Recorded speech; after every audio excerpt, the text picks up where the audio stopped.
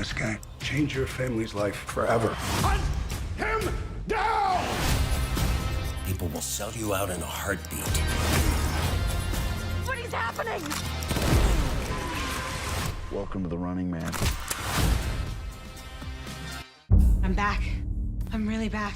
Why am I here? I'm not dead, right? Disruption on this campus will not be tolerated. If I look crazy, it's because that's how I feel. I don't know how to live in two worlds. There are others.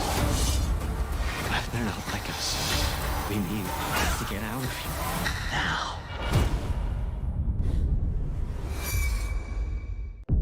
Open your eyes. Paramount Plus has a mountain of movies. Wow. New movies. Timeless movies. Guys who are running out of time movies. So get in on the latest blockbusters. Trust me. And relive the moments that get you every time. And that's all I have to say about that. A mountain of movies, now streaming on Paramount Plus. This is European soccer's biggest stage. Written in the stars! What a difference she has made! The question is, can you handle it? Can you handle it? The crowd here feels electric. Stream every match of the UEFA Women's Champions League on Paramount Plus. I lost my dad and my aunt. What aren't you telling me? I'll never know what you've gone through, but I'm sure your dad will want you to be happy. I will not lose the company that my husband started. I want success. Get it for me. This business will bleed you dry. Dad, I'm playing on the house's money now. No, you're playing with the devil's money. What's the plan here? Gonna blow! Yeah, well, I'm just getting started. Landman.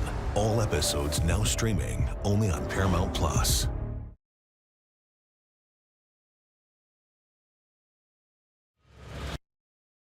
After 33 days and 100 matches of relentless drama, a quartet of former champions remain in the 2026 FIFA World Cup.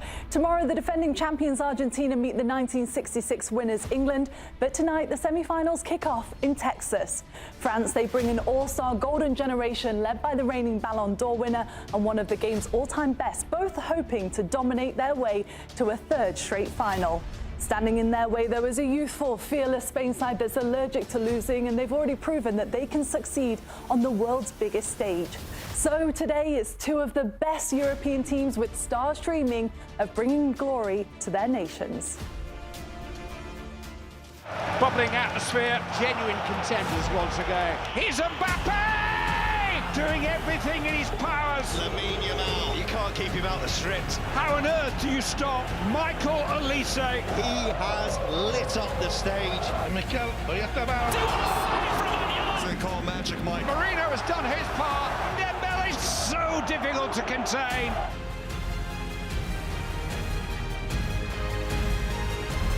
Two games before the final, after winning Group I, France beat Sweden, Paraguay and Morocco to reach the semis. Meanwhile, the Group H winners, Spain, they beat Austria, Portugal and Belgium, and they've only conceded one goal, by the way, all tournament long. Welcome along, everybody, to Golazo Matchday 48 Nations. Really nice to have you with us. I'm Poppy Miller, alongside Nigel Reo-Coker Mike Grella and Troy Deeney. It's the final four, Grell, and on paper, this is the best four we could have hoped for, right? It is 1, 2, 3, 4 from the bookies. The games are as close as they can possibly get. We can hardly split them, and they're going to come down to moments. Moments in both boxes, moments with the referee, moments with both fan bases. So this is as good as it gets for FIFA and for neutrals all over the world. First time in World Cup history as well that the actual top four seeded in the semi-finals. So, yeah, history was made. And lots to look forward to. England tomorrow, Troy. What are you most looking forward to with today? Who gave you that stat? There's no way he knew that. I'm surprised you got it out cleanly. And I got it out. Hey, Piazzi, great work in the back, P. Well done. Sorry. Yeah, England tomorrow. Looking forward to it. I'm more interested in this game, for being totally honest. Yeah. I think this is the best footballing game we're going to get. And it's really difficult to split them. I think France are everyone's favourite, but Spain have been very, very good with the ball. So, yeah, looking forward to it. Speaking of France, what a pleasure it is to have a special guest joining us now, Olivier Giroud, who won the World Cup back in 2018. Olivier, so good to see you. Thank you so much for joining us. How are you feeling about France today?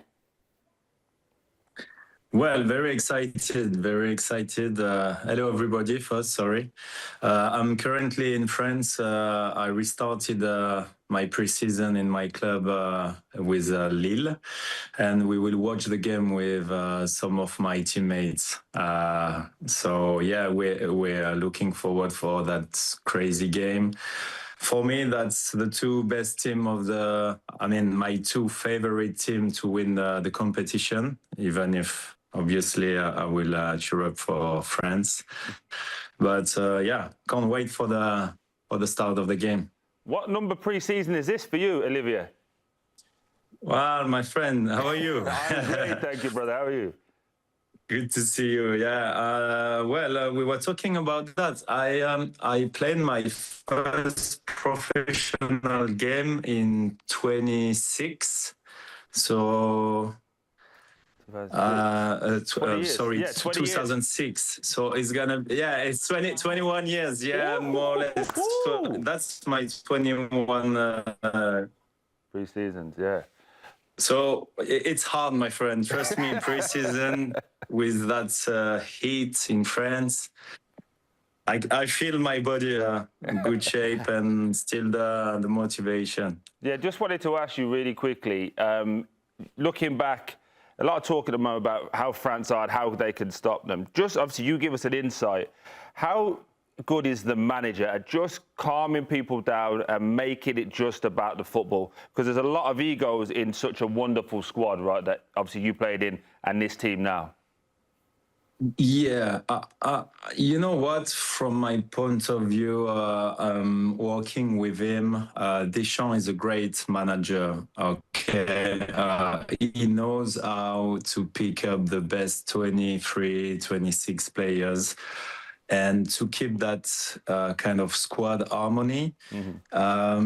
He would sometimes, maybe not pick up the best 23 players, like, for example, Tuchel has done with England, like maybe let at home some great players. But yeah, I feel he's got plenty of options. He's done really well so far. So yeah, it could be, it's crazy when you think about that. It could be the fifth final if they win tonight in the last 8 competition. So we are consistent, and I think the work of Deschamps has been paid off. Like, is good to keep everybody happy. He's talking a lot to the players, like he's a good manager, like communicates with the players, and everything is clear from the start. He's got his starting 11. Okay, he can sometimes change with, between Desiré Doué and Barcola. They are the two who are one time in, one time out. But apart that, everybody knows his role in that squad, and that's quite clear from the start. So everybody is looking in the same direction. Olivier, just following on from Troy's question about this French team, there's obviously a conversation starting now that is this the greatest ever French team? Where do you stand on that conversation? Hello first. Well. Yeah, talent-wise, I would say definitely. Statistically wise, 100%. Because when you look at the Olise and Mbappé season, it's scary. But back in the days, I know they never played together, the whole 4, but I would love to see Trezeguet, Henry, Anelka and Zidane together. I think it could be a good match. We've had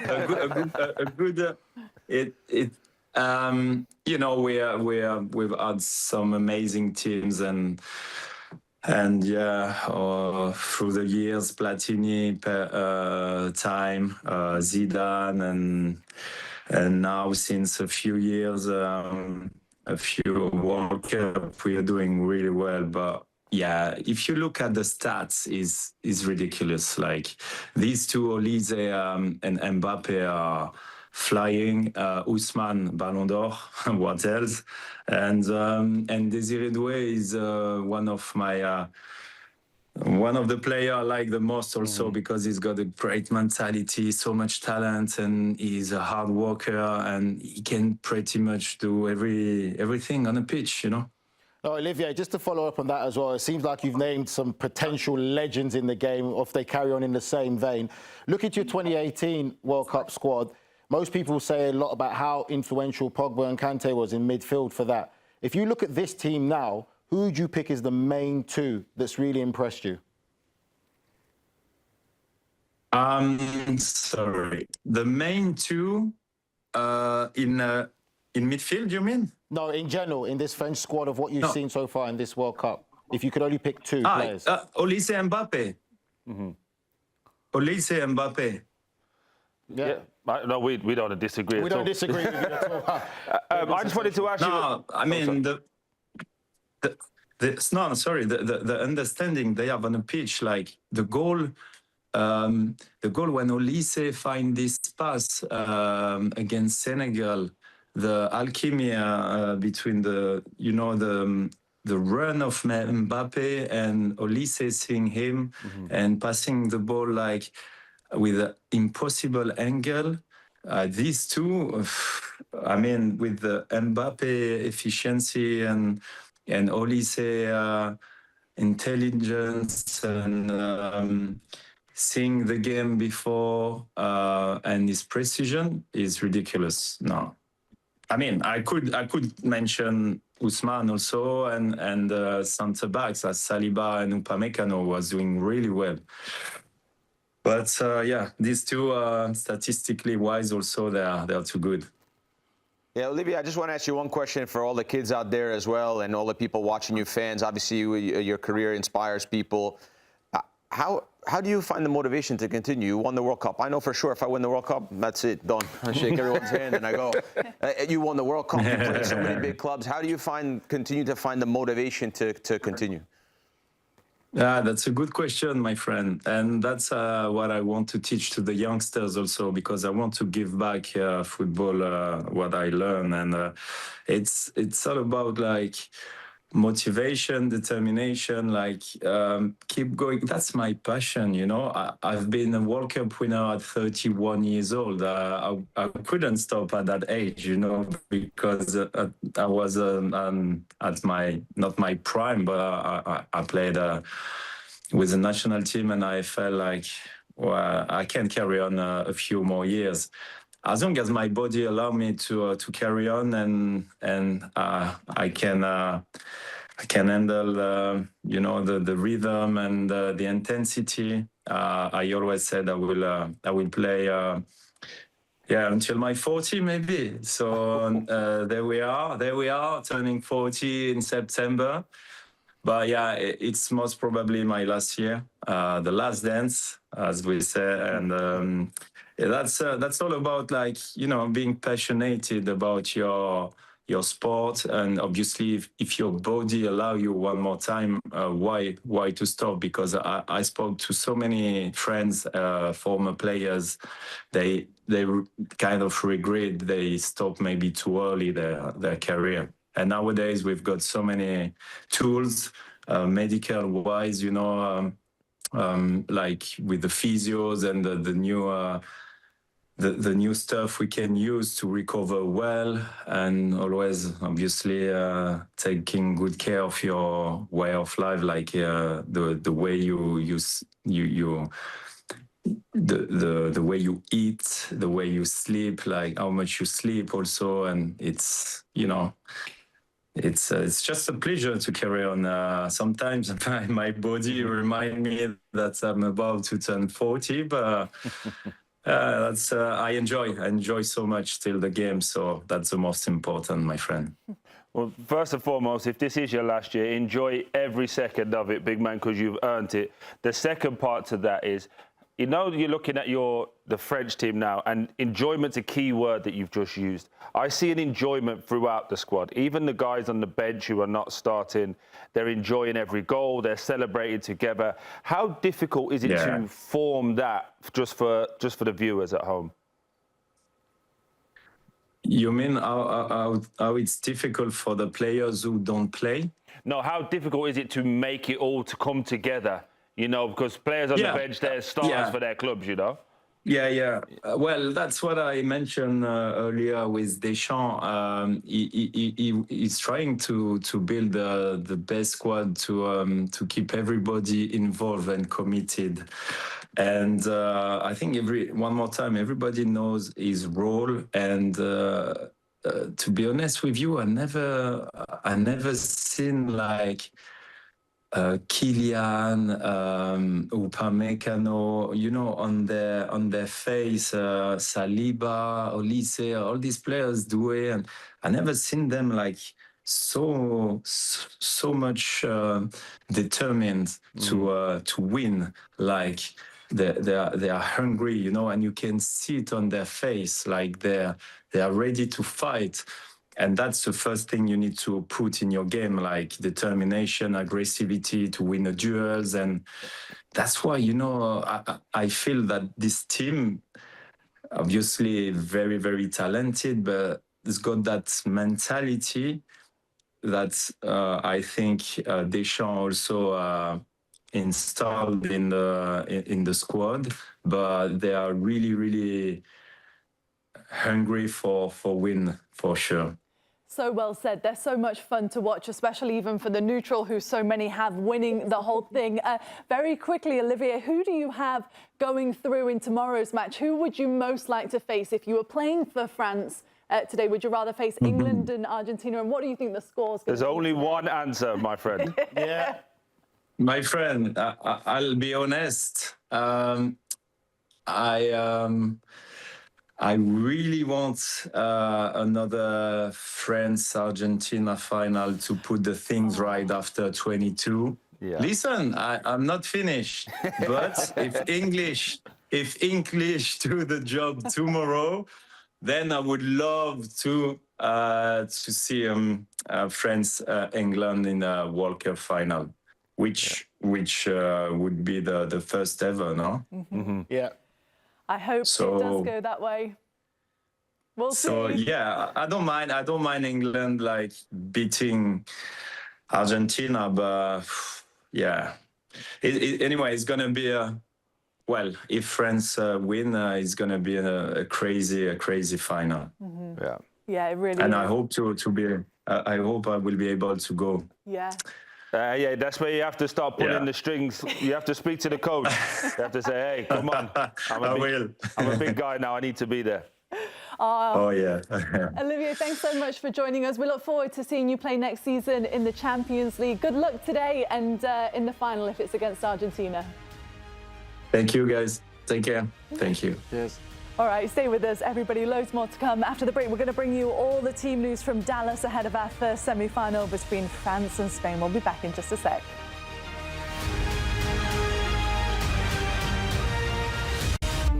At the start of every year, I find myself wondering again, constantly questioning life's mysteries. Could I make it in the UFC octagon? When Jeff Probst asks survivors, ready? Do they ever want to say no? Has Dexter ever considered meditation? Will Beth and Rip make it last on the new series Dutton Ranch? If not, Rip, call me. Stream new series and returning favorites, plus huge events. It's going to be the biggest year yet. Welcome to the Running Man. The rules are simple. Survive 30 days. But the entire nation is hunting you down. The grand prize, $1 billion! Win this game. Change your family's life forever. Hunt him down! People will sell you out in a heartbeat. What is happening? Welcome to the Running Man. I'm back. I'm really back. Why am I here? I'm not dead, right? Disruption on this campus will not be tolerated. If I look crazy, it's because that's how I feel. I don't know how to live in two worlds. There are others. But they're not like us. We need to get out of here now. Open your eyes. Paramount Plus has a mountain of movies. Wow. New movies. Timeless movies. Guys who are running out of time movies. So get in on the latest blockbusters. Trust me. And relive the moments that get you every time. And that's all I have to say about that. A mountain of movies, now streaming on Paramount Plus.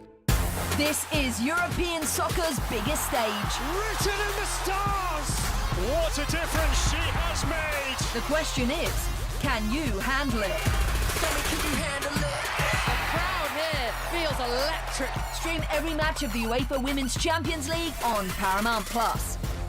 I lost my dad and my aunt. What aren't you telling me? I'll never know what you've gone through, but I'm sure your dad will want you to be happy. I will not lose the company that my husband started. I want success. Get it for me. This business will bleed you dry. Dad, I'm playing on the house's money now. No, you're playing with the devil's money. What's the plan here? Gonna blow! Yeah, well, I'm just getting started. Landman. All episodes now streaming only on Paramount Plus.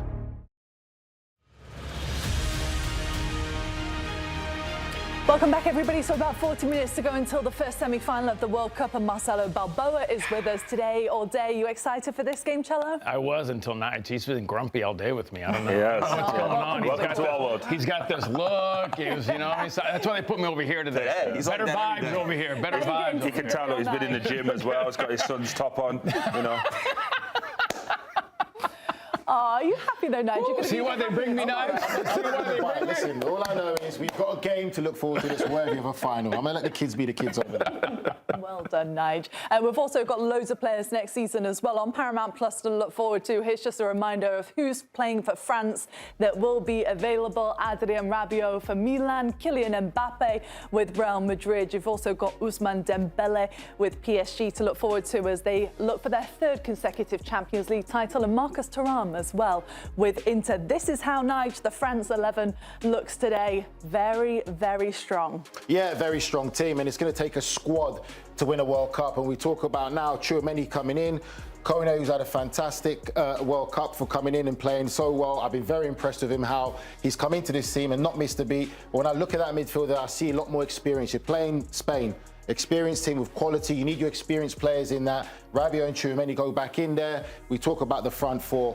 That's a frightening front four. Barcola, Mbappé, Olise and Dembele. We know what they can do. And it's not just names on the paper. These are actual players putting in the performances there. And it goes to Troy's point as well. They're playing with a smile. There's a real unity in this French side. I think Barcola is going to be very important as well today, because obviously Lamine Yamal is going to be on his side. But also he's a player that likes to be direct and go, and he can run without the ball. Not like Doué, who always kind of wants the ball to feet, but he's super talented. But I also feel that Barcola will be put in there as well to come and help Deeney out with Lamine Yamal as well. So that's going to be an interesting physical battle. But this is a very strong French team, and also the squad. The bench is crazy, isn't it? Any weakness in this, though, Troy? If you're Spain, where are you looking today? Again, respectfully, because this is a fantastic team, there's only two real areas. There's Deeney at left back, because you should feel that Lamine Yamal will be better than him just in terms of player. And then the keeper. Keeper hasn't really been put into too much pressure. To Nigel's point, Barcola could come back. I would expect to see, when Lamine Yamal gets the ball, Rabiot coming right over in here, doubling up. And then if he does go past, you've got Saliba clearly not. So try and keep it that way, because there's no real threat in behind for Spain. There's no real pace merchant and strikers. So expect those three to try and take care of him. And then the rest of it will be on Spain, which we're going to go to in a second, try to take care of this French team. I'd also be interested in the area of Koundé there as well. Obviously played against Spain. A lot of players who play with him at Barcelona know him very well. Maybe there might be some secrets they tell to some of their teammates about habits that he has that might not be good habits. So I wouldn't even be surprised if they try and maybe go down his side as well a bit. OK, Spain, on the other hand, here's the players that are available on Paramount Plus all season when the domestic year gets back going. Lamine Yamal, obviously, for Barcelona. You've also got Pedri for Barca, Rodri for Manchester City, who's obviously going to play a big pivotal part, and there's no bigger player this tournament than coming in clutch than Mikel Merino. Spain looked like this today, Grell. Yeah, this is the Spanish side, and it's largely unchanged, except for Ruiz and Pedri keep switching spots in the midfield area. We start from the top. Baena has been, for me, a little bit quiet. He's just been a guy that's come inside the midfield and be able to make them not look a level down, but it hasn't really helped really enough. And we said, obviously, with Nico Williams being on the bench, that everything goes to Yamal, and they become a little bit one-dimensional in that sense. They also need to put together 20, 30 passes to try to make the perfect goal. I think Oyarzabal has been really poor. He scored 2 goals in 2 different games, so 2 different braces. But for me, it's been Merino that saved them a couple times off the bench. Surprised that they don't start with him because he gives them a little bit more teeth, also on set pieces and aerial duels. The midfield 3 are obviously very good. Rodri all year, I was like, I'm not sure. I'm not sure about him. I'm not sure if he lost his legs. He looks pretty good in this tournament. He's gotten better as the games have gone on. And then the 2, I don't want to take away from the center backs. I think they've been great. But the 2 most important players have been Cucurella and Porro because of the positions they take up. And they'll line up there, yeah, and defensively they'll be there. But they actually go and play in the midfield, in the center of the midfield at times as well. So that's how they were able to create that press after loss because they have so many numbers in the midfield area. And it's almost like a 5v3, 5v2 in there. So they're fundamental with the way this Spain team wants to play. And then obviously the bench speaks for itself. And I just think I think this is a really good team. I think they're the gold standard in terms of football, playing football. Where's the weakness? Where's the weakness? There is no weakness. There's no weakness? There's no you weakness. Don't think so? Nah, listen, everybody has a weakness, but when you look at this team, their weakness is if they don't have the ball. They want possession. They hold, if you go by average, over 700 passes in a game they put together. So this is a team, if you want to say maybe their weakness is when they don't have the ball defensively, could be, but I don't see a weakness. Like I didn't see much of a weakness to make a World Cup team, to be on Spain or to be on France. You can't have really much of a weakness. But also their weakness is without the ball, but they keep the ball so much. So we actually haven't seen, and this is going to be the intriguing part for me, this backline really tested. Yeah. Because one thing they do great, when they're playing up here, all of these are very tactically very good players. But once they lose the ball, they go again, the second and third press, and they normally win it back here. Or they put you under so much pressure, all you can do is lump it. So these guys haven't really been tested. I think today that will change. I would disagree with you slightly in terms of a weakness. I think that left-hand side has become a massive weakness for them because Nico Williams isn't in there and he's not up to speed yet. Everything becomes predictable. It's all down this right-hand side if they're going to do anything. And that's the only bit. But again, we're nitpicking here. You're talking 1A, 1B. They've given up 1 goal and France has given up 2, and we're nitpicking. Yeah, that's what I mean. I mean, that's not really a weakness, but I hear what you're saying. I hear what you're saying. Front 3 have been underwhelming. All 3. Yeah. Really, you can say. Because Yamal always gets the pass because, it's Yamal. But he's been really poor this tournament, by the way, by his standards. So the front 3 have to have a really good game today. If I went for an area of vulnerability, I'll go between Kubasi and Pedro Porro.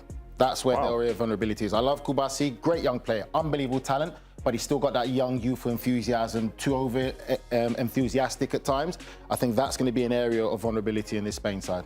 And like you said, Grell, Mikel Merino on the bench, he's become the super sub, the ultimate one, hasn't he, in this World Cup for Spain. Speaking of Spain and France, let's go over to Dallas because Marco Messina is outside the stadium. Marco, good to see you. How is it going over there? Are the fans nervous? Are they happy? What's it like? Good to see you guys as well. It's amazing in Dallas, this beautiful stadium. It's so hot in Dallas, but luckily there's going to be an AC. It's a closed stadium. There are people from all over the world, and I think it really symbolizes how great these teams are, because I thought it was going to be a lot of traveling fans from France and from Spain, but I've actually met people from around the world, from Mexico, from China, from Japan, who are all here because they're saying these are the 2 best teams in the entire world. This is an early World Cup final. If they were on other sides of the bracket, I think this would have been the final, and I can't wait to see this game. You sure you're at the right stadium? I don't see any fans around you there. Hey, kickoff is soon. Everybody is getting inside right now. They're waiting. The atmosphere is inside. So when you've been there, you saw the build-up. What's the general consensus of who's going to win? Is it 50-50 or is it more leaning towards France? Honestly, it's mostly France. A lot of the people here, even the Spanish fans who have tried to remind everyone, hey, we're the Euro 2024 champions. We've won the last 2 times that we've played against France, both in semifinals as well, in the Nations League and in the Euros. But there's an understanding of how incredible this French team is. The attack is the fear for a lot of them. But maybe I would say 65-35 leaning towards France for how good they've been, because they've been absolutely dominating this World Cup. Who do you think is going to win today, Marco? Who have you got going to the final? Yeah, for me, it's France. They've been the most dominant team in this World Cup. I just think France can beat you in so many different ways. They've proven, if you sit back, if you sit in a low block, they've got the creative players to pick you apart. If you play open and if you lose the ball in transition, I don't think there's a better team in the entire world than France. Can you imagine running after Barcola, Dembele, Mbappé? And a lot of people talk about the Spain press, but for me, the French press is just as good. I rewatched Spain against Belgium, and while Spain dominated the game, they lost a couple of those passes. If they are not perfect in these passes, and I think that will be the strategy for Spain. It's holding on to the ball a lot. Spain wins one ball, they hit you on that counter. I think they're going to be able to do it. Hopefully an early goal from France would open things up, but ultimately I'm not sure how you could stop this French team. Yeah, they look so good, don't they? You said everybody's gone inside. You're making your way inside as well too, right? Enjoy. Thank you. Yeah, I got lucky. I got a ticket. I'm ready to witness one of the greatest World Cup games of all time. Okay, good stuff. Thanks so much. We'll see you after. Marco loves Texas, doesn't he? Where was he this summer? Was he on his video? Welcome to Texas, everybody. In Austin, I think. No, he's somewhere, yeah. Yeah, somewhere. Let's bring in Mackenzie to talk about the betting side of everything. Mackenzie, good to see you. When we get to this point in the competition, by the way, how does everything change with the bookies? Is there like a specific way we should be betting? Just flew in from Wimbledon, by the way. Thanks for joining us. It's a loud nerve of him to talk after he really had something to say about my bets last week. You're right. I like your bets. I don't even know what they are. I like them. Thank you, listen, this is a time where the both teams to score bet, which you guys know I like to take every single game, is now getting to a price that's not really playable. You're seeing minus 160, minus 180 for both these semifinal games, so maybe more of a parlay leg piece than what you would see previously. And then as far as player props, like guys who are minus 150 to score or assist in group stage, right, when they were playing a lesser opponent, are now all plus money. Mbappe's plus money to score. Jude Bellingham's plus 190 to score or assist. So you're getting better value on these players, but that's assuming we're going to see less goals and less domination. But again, another time to look at draws. I mean, this is, you're starting to see the draw price very similarly to an outright winner in 90 minutes. Okay, what about for today then? How do you see the money to be made? Yeah, so we got a little creative here. Now, I've talked about this before, reacting to matches and looking at a far away look ahead. The highest scoring half here for France-Spain to be the second half is minus 115. Now, when you look at the knockout stage in general, you're seeing 57% of these second halves are the highest scoring here, so that makes sense with that minus 115. France specifically, 5 of their 6 knockout stage goals have come in the second half. And for Spain, they are second in that with 4 of their 6 happening there. So feels like a really good price for two teams that like to light it up in the second half. And then Mbappé to have a shot on target in both halves. Now, I feel good about the second half. He averages around 2 shots on goal in the second half. The first half is closer to around 1.3. So yes, we're just asking him to do quote unquote what he can do in the knockout stages, but plus 140 is a price and a good plus money shot I'm willing to take to hopefully get that shot on target in the first half too. Okay, I'm surprised that's plus money, by the way. Yeah, I mean, a lot of these player props now are plus money because it's so much harder to, you're lucky to get a goal, right? Let alone 2. They're thinking the games are going to be tighter, right? Exactly. Because you get into the knockout And that's stage. why that both teams to score is such a heavy price now when it used to not be. What about the England game? It's around the same, minus 180. You want props for it? I got a prop for the England game. Go on, then. Give me something. I'm not scared of the Jude Bellingham to score or assist. It's plus 190. My South American friend over there, I'm just making sure he knows. I'm putting a buffer between us, just in case. I think that's good there. So Jude Bellingham to score or assist is plus 190. We all know he's been lighting it up, 4 goals in the past 2 games. So asking him to score or assist at essentially plus 200 feels like good value. Obviously, odds makers are assuming they're only going to have a goal, right? The way that they're priced, it's heavy plus money to be over 1.5 goals, heavily juiced to be over half a goal. So I just feel like any version of English success he has to be involved in. So that's a sprinkle I'm willing to take. As far as my parlay, over half a goal in the first half. That can be England or Argentina. Every single Argentina World Cup game, there has been a goal in the first half, whether they've scored most likely or they have conceded very few times, but in general, there's been at least a goal that gives us the insurance of it being either team. And then parlaying it with a heavier piece of Argentina over 2.5 corners. They're averaging like 7 in their last 4 games, right? It's a very obtainable number for them. They're averaging 5 over the course of the World Cup. So I just feel like that's something we can ask them to do. And the first half goal will be the trickier part of the parlay. Good stuff. I love it. I love that Jude Bellingham was plus 190 as well. Really exciting. Okay, stay with us, everybody. After the break, we're going to look at this game, this first semi-final, and give you our combined best 11. We'll be right back.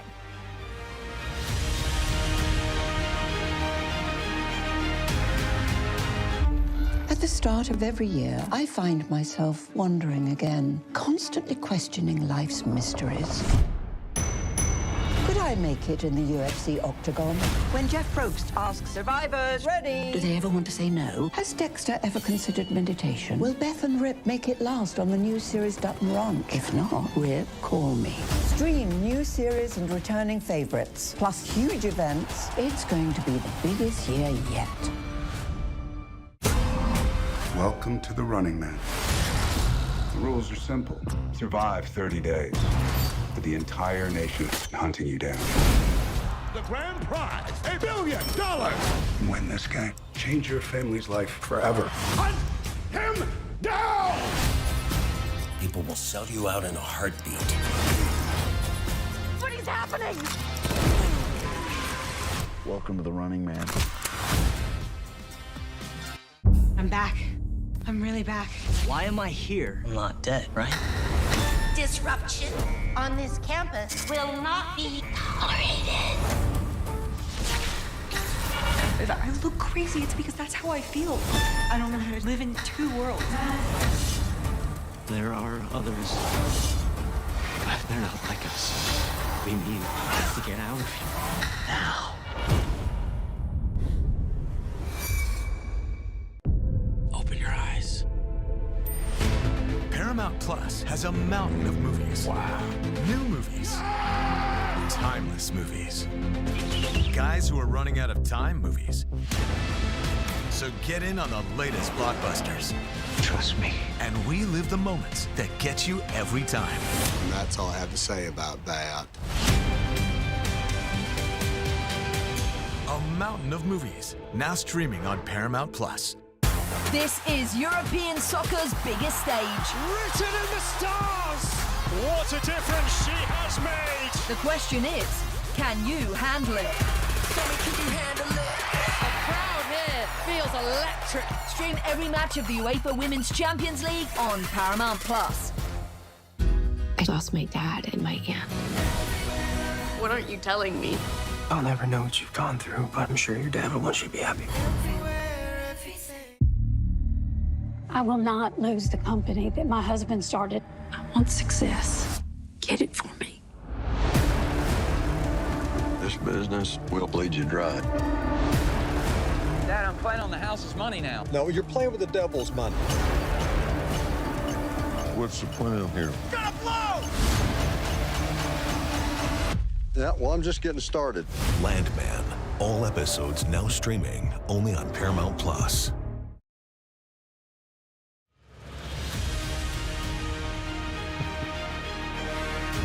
So France against Spain today. It is the 9th and final match at AT&T Stadium that ground will host. It's inside as well. For Spain, they've already beat Portugal in the round of 16, while France, this is their first trip to Texas in the tournament, both of which looking to come to New Jersey by the weekend for the World Cup final. Grell, we were talking about the numbers behind this team because sometimes it's difficult to separate them right on paper because of how good they've played in the competition. What about the passing numbers that we're going to see here between France and Spain? What does this tell you and kind of the narrative around this match? These are a couple of statistics that we look at. I made a statement last week, I think it was, that I said, I think Spain are the better team, but I think France will win because they have the better individuals. I know it blew your mind. You're still trying to figure that out. I think it actually blew everybody's mind, though, no? This stat, I think is what I was trying to say in terms of with the football, right? Average passes, Spain a little bit better. Average passes in the defensive half a little bit more. Attacking third, a little bit more. Accurate passes, a little bit. Ball possession. So I just think that because, and they know this, because they don't have the front four, front three, however you want to dice it up, that France have, they have to be so good with the football, and they have to be so good when they turn it over, which they are. They're really good in those ways. And the big thing against Spain is that, hey, but they're really boring to watch. That's what someone that doesn't really know that much about football will tell you. Oh, they're boring to watch. They're boring to watch because they're really good. They don't make mistakes. They don't leave spaces. They control the spaces. Troy said before, tactically and technically, very good. So there's no room for silly errors. There's no room for, that guy fell asleep. So there's such a sharp team. I just think that on the counters, France just need a couple moments where Spain have to put together so many moments to get that one goal. And Yamal hasn't been the same. So we'll see what we get today. But Spain are the best team for me. Spain are the better collective team. France have got all the individuals. Is kind of the crux of the matter. Point on record. Not everyone agrees. Yeah. I understand this point, and I think it's a very well put together argument. I just disagree. So does Nigel. So do I. Hello, do you? The analytics of all sports now are very telling, but when you have 3 game changers, not one, but you have 3, I think that what could make the difference. So basically, it's a nice way of saying yes. Yes. Yeah. I can't agree with you guys today. We play tomorrow. That's all tomorrow. It starts today. It starts today. Hang on. By the way, then, so you think who's going to win today, the individuals or the team? I think France will win. Okay. Even though they're not the better but team. I think if you're a manager and you go look at the game or you're teaching football, you would say, hey, look at all the things that Spain did. See, okay, but the figures, I'll push back on that because France I feel, has just been as good. They're amazing, the difference but they're not as good. Spain is maybe Spain look a little bit more sharper in their counter press and how they go about it. When you talk about dominating a game and possession and everything, France have been just as good. I think they're just a bit more direct, have a lot more individuals playing at a higher level where you need to be direct in the final third because there's times where we've criticised Spain to say, they're going to pass you to death, but they don't create anything. They're not creating lots of chances. They're not making us go, edge of the seats in the final third. They don't need to. They've been they need to. No, they need to score goals. They need Mikel Marino to come in and bail them out. That's what people don't understand. They don't need to. They don't need to go forward. They can pass side to side. They can keep the ball. They have 66% possession against everybody. But you get bored of it sometimes, though. You've said it before. They don't play to entertain you. They play to win the World Cup. Okay, and so do France. That's what I'm saying. People argue against you that you can say that about France because France, I think, for me, have not been a massive drop-off compared to Spain. And the numbers are quite close. I just feel for them, come on, there's a lot more. We'll go. Leave these two to it. Let's know when you finish. It's okay. It's fine. They're amazing. Don't get me wrong. I just think that they also look like a 4 and a 2. They look like a back 6 at times that defend, and the front 4 can just run loose. And they do run, and they're vertical, and they're great. I think you have to appreciate both. And they're both great. So athletic and so technical, and so possession-oriented. So the beauty of both. 2 different styles, but they're both the way they both play. Nervy, haven't they? Towards the end, everybody has though. Look at Argentina. Look at England. At times have been the same way. Them against Paraguay. England have been what? Okay, but when Spain were at their most dangerous and best, when they won the Euros, what did they have? The 2 wingers playing, being very direct. That wasn't possession-based football. That was very direct wingers, and that's what won them the Euros because of the 2 young men that they had. Yep. Speaking of the wingers, we've done our combined best 11. This is the framework for it, and we're going to kind of debate and see who we want to change. I wish we could have shown the cameras in the back because some people were arguing a lot. We don't have all day, so we had to start with something. Let's start with Lamine Yamal not being in it for one. Did anybody want to see him in this ultimate 11? I would have. I mean, it's difficult for him to get in the team because obviously the French 4 is the best, but I still feel that for me, as good as Spain has been, the reality of it is that young man is still carrying the weight of the nation on his shoulders. So when he plays well, replaced him for? It's difficult really because I mean the only person maybe you might say from that front 3 you could maybe have taken him out for is who? So would you have him in or not? But by the way, so that people know, we're talking about this tournament. Yes. We're not talking about this tournament. And also, for my OCD, can someone in the back just turn these 2 around, please? It's really irritating me. Yeah. Sorry. It's actually scratching my skin right now, but it's fine. Oh, here's Stevie Wonder again. What's happening? No, Dembele and Olise, please.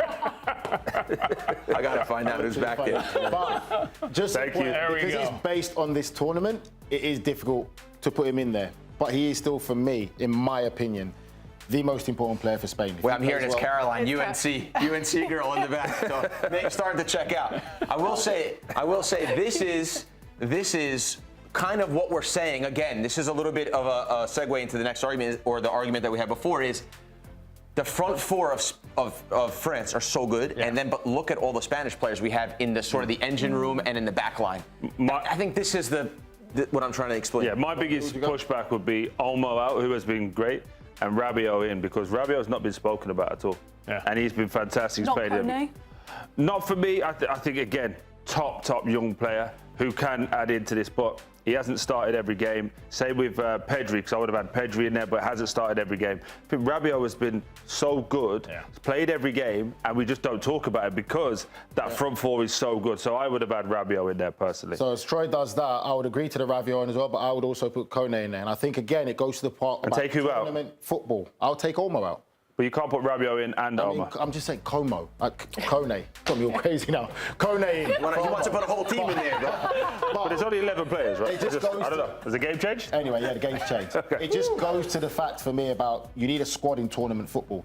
And when you talk about the likes of a Tchouaméni not starting a lot of games, and now obviously coming in for today's game, Kone stepped in. He hasn't missed a beat. We cannot say, and looking at that France team, that they look weaker now without their French player who plays for Real Madrid, one of the biggest clubs in the world, and a young lad comes in playing for Roma. He's just gone in there and done great.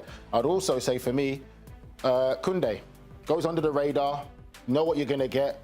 I would say Koundé has a right to probably be in there over Porro in that right back position. So you'd have Koundé instead of Pedro Porro? I would. I think he's got an argument to be in there. Anybody agree with that? They're not going to argue, but I don't. Not this tournament. Again, this tournament he has. What's Koundé done this tournament? It's been so bad. Nothing. He's just been better. They've let in one goal. They've let in two. I think it's really important as well because, you know, our social team like to only clip up the bad things we say. But we do actually say this is 1A and 1B. You're talking very, very close. Yeah, the margins are very, very tight for this. So it's very, very difficult. Just very quickly, the centre-backs, everybody's happy with Saliba and Kourbasi. And then no Mike Maignan. You're all happy to have... I think they're also... It's so close. Okay, so that's toss a coin for the goalkeeper. Simon and Maignan. You don't think so, Troy? No, I don't. I think if you had Simon, what's his name, Mignon and Raya, and you had to choose, Mignon would still be third. Oh. So Filet Mignon, But again, he showed you in this tournament the few times he's been needed to step up. Yeah. He's made mistakes and he's looked nervy. You don't think Raya deserves to start ahead of Simon? I don't pick the Spanish team. We do it based on this tournament. No, how many minutes has he played? 0? Yeah, I would have taken the guy who's not played a minute and put him in the starting 11. We're complaining about the keeper giving up one goal. You're complaining about brilliant. that. I thought you were going to complain more about Cucurella. I know how much Poppy likes him. Yeah. So, do you know what? Cucurella for me is... It's been brilliant. He's one of those players that you kind of want to play against, but if he's on your team, you'd love him. Because I think for me, no matter what people say about him, his antics at times, he is a solid soldier, 8 out of 10 minimum performance week in, week out. You cannot deny him as a left back as being one of the best. Same with Porro, but I mean, this is what you were talking about. Offensively, France is fantastic, right? There's your 4. Defensively, they've given up one goal, so I think they do get. I think Olmo does a great job. Up and down, getting in. But he's more of a 10, isn't he? But he's more of a 10. So if you had to choose 10, so if you had to choose in Olmo or Elisa, who? But with that, I'd pick. With that 4, I'd pick maybe Ruiz, maybe they'll sit, maybe Kone, maybe will sit, because you need 2 guys that will sit to let those 4 attack. Mega team, isn't it? Yeah. So not too many changes. Caroline, great job, despite what Great job. Everybody, for the 3rd straight calendar year, these 2 countries, they're playing each other in international semi-finals. Spain prevailed in the previous 2 meetings. Let's see how it goes tonight from Dallas. We've got more on this colossal match next. At the start of every year, I find myself wondering again, constantly questioning life's mysteries. Could I make it in the UFC octagon? When Jeff Probst asks survivors, ready? Do they ever want to say no? Has Dexter ever considered meditation? Will Beth and Rip make it last on the new series Dutton Ranch? If not, Rip, call me. Stream new series and returning favorites, plus huge events. It's going to be the biggest year yet. Welcome to the Running Man. The rules are simple. Survive 30 days, but the entire nation is hunting you down. The grand prize, $1 billion. Win this game. Change your family's life forever. Hunt him down! People will sell you out in a heartbeat. What is happening? Welcome to the Running Man. I'm back. I'm really back. Why am I here? I'm not dead, right? Disruption on this campus will not be tolerated. If I look crazy, it's because that's how I feel. I don't know how to live in two worlds. There are others. But they're not like us. We need to get out of here now.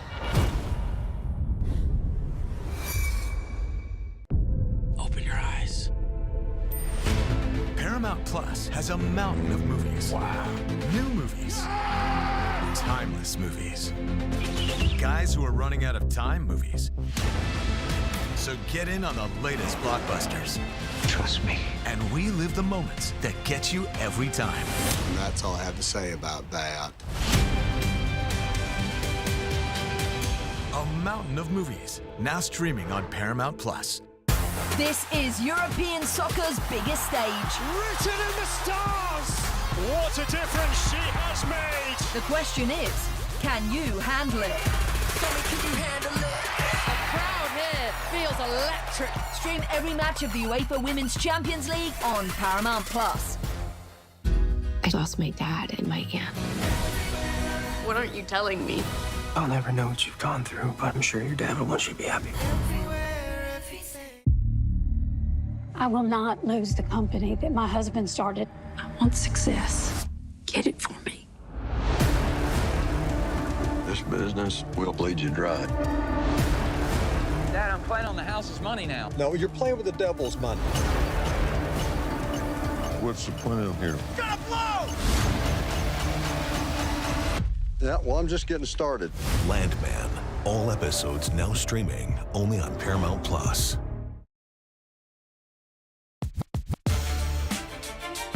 So both teams today have got all the stars. This is a French golden duo and a young rising star ready to reach a World Cup final. And they've been at the forefront as well of the historic meetings between the two sides. Let's have a look, dating all the way back to 1984. The Euro final, Platini and Belloni scored for Les Bleus at the Parc des Princes for France's first continental title. Fast forward then to 2006, France beat Spain in the round of 16 at the World Cup with Franck Ribéry, Patrick Vieira and Zinedine Zidane at the centre of all the action. The French continued their dominance thanks to Karim Benzema and Kylian Mbappé. That led them to the 2021 UEFA Nations League finals victory. Then the script flipped in the 2024 Euro semi-final with Lamine Yamal leading the comeback for Spain en route to the trophy. And then what is considered an instant classic with France nearly overturning a 4-goal deficit. Spain prevailed in regulation in the Nations League semi-finals. So this is a look at the trophy cabinet then between the two. It's pretty impressive for France. 2 World Cups to Spain's 1, 2 Euros to Spain's 4. And you can see 1-1 for the Nations League as well. This has got to be 2 of the most exciting teams of the modern era, isn't it, Grella? France and Spain. Spain Definitely. Perhaps more so over the last few decades, but France really emerging as one of the top competitors of world football. Yeah, and if one of them win the World Cup, then they would have 4, and that's as many as Italy have. If you put them together, that would be amazing for both of them. So, but I'm willing to make a little bet with you. Ooh. France get to 4 World Cups before Italy get back into a World Cup. No, it's impossible. No. They're making expanding it. Come on. No, they'll win the next 2, so I've got a chance. Or say they're going to win them before Italy win it again. Oh, no, that's a given. I'll take that bet. I take that bet. But go back to these 2 teams. I think they're great examples of football, great examples of what people want to see. The final that we saw last World Cup between Argentina and France was. It makes the neutrals buy in. It makes the neutral crowd that sort of wants to know about the world's game. It makes them buy into it. So I think they've done such a great job in moving the needle. And I think for Spain, again, if you're like a manager or you're like someone that really loves the game of football, like at a much higher level or a deeper level, and you really want to dive in and learn more, you watch Spain play because there's so many fundamental things they do correctly. So these are the two best teams in the world. You know, no disrespect to Argentina and England on the other side, but these are the two best teams in the world, no question about it. And it was the odds, wasn't it? At the beginning of the tournament, it was number 1 against number 2. It just is the way that the bracket fell. The defensive numbers, though, Nige, for Spain, they're so impressive. Here's just a look at them compared to France's attack, because we're always talking about how lightning this attack is for France, but for Spain to have only conceded 1 goal, 8 shots on target, does this tell the full story, though, of Spain's journey in the World Cup? Yes, you can only play against who you're given, but they've not had the most difficult path until they kind of got to Portugal, right? Yeah, I think that's what it is. They haven't. And if you look at the last 4 that's in there, they all haven't had the most difficult paths to get here, which is how this whole new seeding system helps the top 4 seeded teams. So I think for me, when you look at Spain and France, it's been impressive. But the reality of it for me, just my mindset is, I judge the likes of Spain and France when they play each other. That's the reality. That's when you're going to learn how good this Spain team is, how good this France team is. And this is going to be their real biggest test. This is going to be a test where they come up now against top-level, world-class players, against their defenders, and we're going to see how good they truly are. Because it's hard to really judge Spain, like you said, with other nations, when they're not going to get tested. Because like these 3 lads pointed out, they're very right. They will suffocate you, good in possession, good in repressing.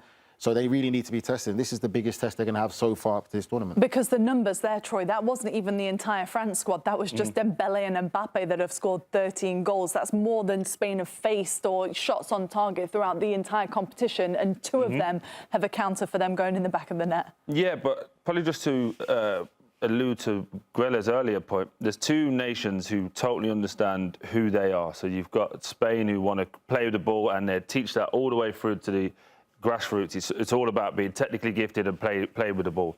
The French is more about their style.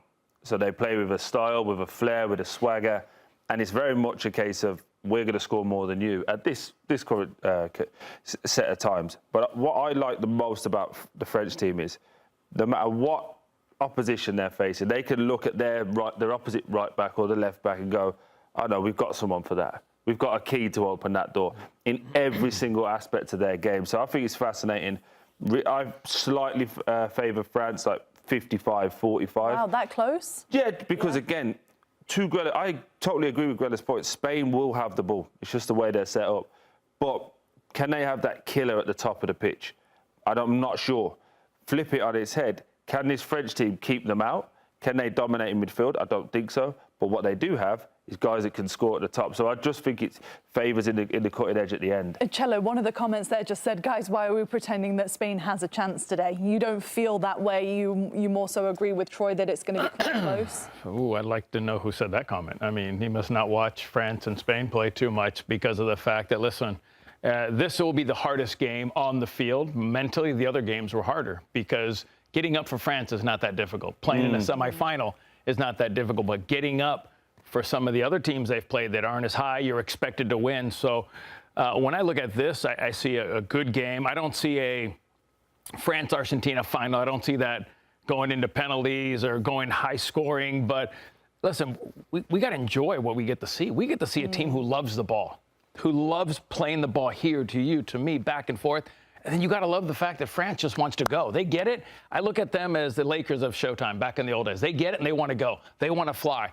And I love both styles. Now, whoever makes the mistake in 1 minute, in 1 second, could cost them the game. That's going to be a great point, though, isn't it? Because whoever loses is fundamentally going to be flawed for that great. We just live in a day and age now where we can't sit and appreciate both of them for what they do and how great it is. Because afterwards, whoever loses, we've got to tell you why they lost, unfortunately. And I think before the game, let's just enjoy it. It's going to be fantastic. Well, let's see if the fans are enjoying it. Here is Marco outside of Texas. Is it AT&T Stadium? What's the Dallas Stadium called? Yes, that stadium. Here he is. Who's the better player, Lamine Yamal or Kylian Mbappé? Sorry? Let's see. Oh, Dembele! Ballon d'Or! Oh, No way. Well, who do you say?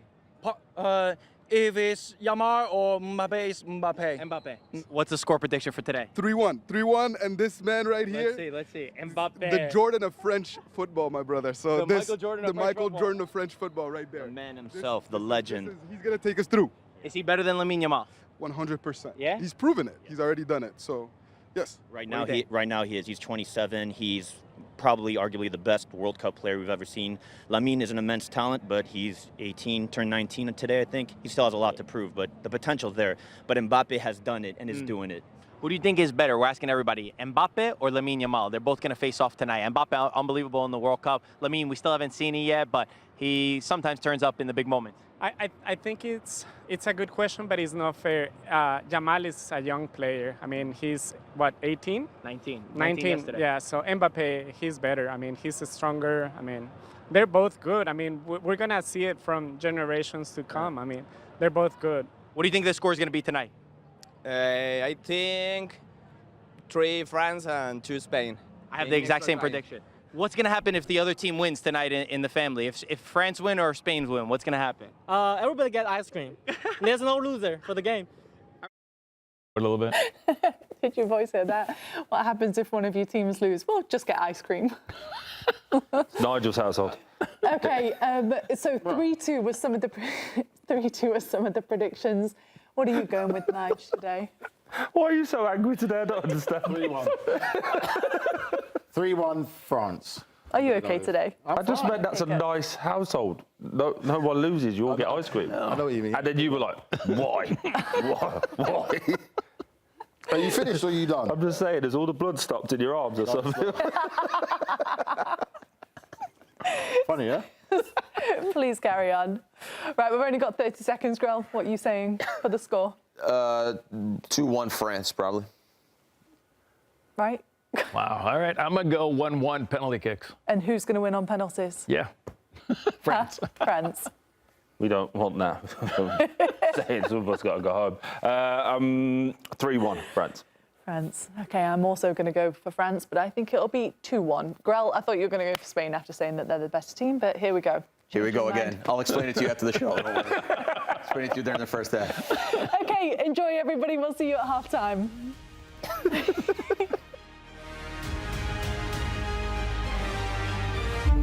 At the start of every year, I find myself wondering again, constantly questioning